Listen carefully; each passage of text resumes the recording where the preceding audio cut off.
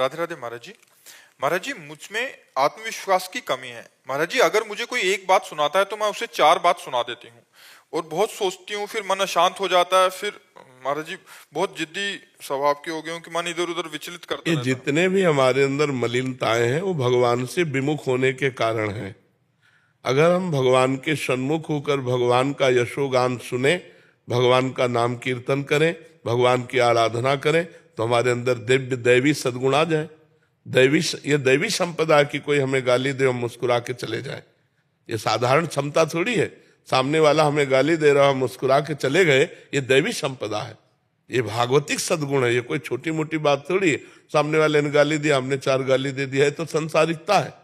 तो हमारे अंदर जो संसारिकता है उसको दूर करने के लिए हमें भगवान की शरण में जाना होगा, भगवान की आराधना करनी होगी, भगवान की लीला कथा सुननी होगी, भगवान की लीला कथा का गायन करना होगा। घर में बैठकर 1 अध्याय रोज गीता भागवत का गायन करो, देखो आपकी बुद्धि शुद्ध होती है कि नहीं, आप में क्षमता आती है कि नहीं।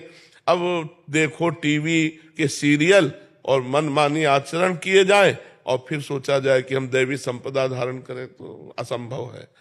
राधे राधे महाराज जी।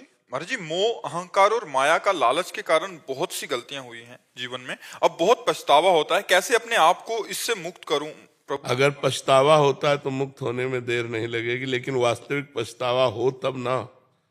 पछतावा हो कि हृदय जल रहा है, अब खाना अच्छा नहीं लगता, पानी अच्छा नहीं लगता, रात दिन एक जलन पैदा हो रही मेरे से ऐसा, तो वही पश्चाताप ही उसको भस्म कर देगा। और होता है, रात को सो नहीं पाती, अंदर से चिंता होती है, क्यों हो गया, कैसे हो गया। हाँ, तो ये पश्चाताप ही उस जो भी मलिनता है उसका नाश कर देगी। और खूब भगवान का नाम जप करो। नाम जप करते हो, अधिक से अधिक भगवान का नाम जप करो। नाम जप से ही कलयुग में भगवत प्राप्ति है।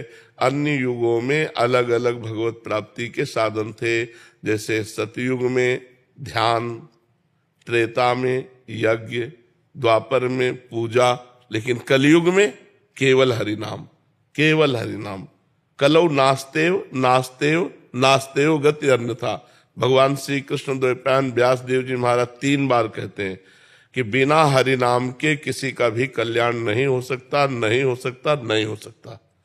हरेर नाम हरेर नाम हरेर नाम केवलम कलौ नास्तेव नास्तेव नास्तेव गति अन्यथा। हर प्रश्न का उत्तर नाम जप है।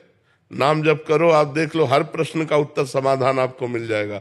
हर बात का समाधान, हर संकट का समाधान, हर चीज जो चाहिए वो सब नाम कल्पतरु। जप के तो देखो। अब नाम न जप करो, भगवत विमुख होकर गंदे आचरण करो, चाहो सुख तो कैसे प्राप्त हो सकता है। सुख सिंधु भगवान से विमुख होकर किसी को सुख मिला है? इस मलिन माया के भोगों में कहीं सुख है? जितने भोगे सब हाथ मलते रह गए और यहाँ से चले गए। मनुष्य जीवन का जो परम लाभ है वो है परोपकार करो और नाम जप करो। अगर 4 रोटी भगवान ने दिया है तो 1 रोटी अपनी 4 में से निकालो, पशु पक्षियों को बांट दो, भक्त को पवा दो, किसी गाय को दे दो, किसी वैष्णव को दे दो, और अपना पेट पालो। 3 रोटी से पूरे परिवार का ऐसे चला जाता है गृहस्थी में।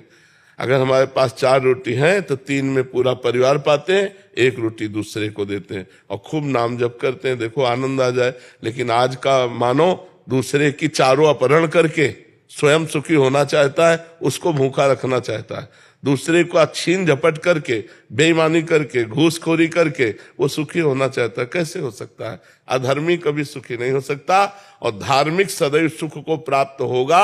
वर्तमान में दुख ही देख करके उसको ये सोचो कि ये धर्म करता है, दुख भोगता है, तो धर्म का परिणाम दुख है क्या? नहीं, ये वर्तमान का नहीं, ये पूर्व का किया हुआ कर्म है। वर्तमान का जो धर्म है उसे जय और सुख को प्राप्त कराए।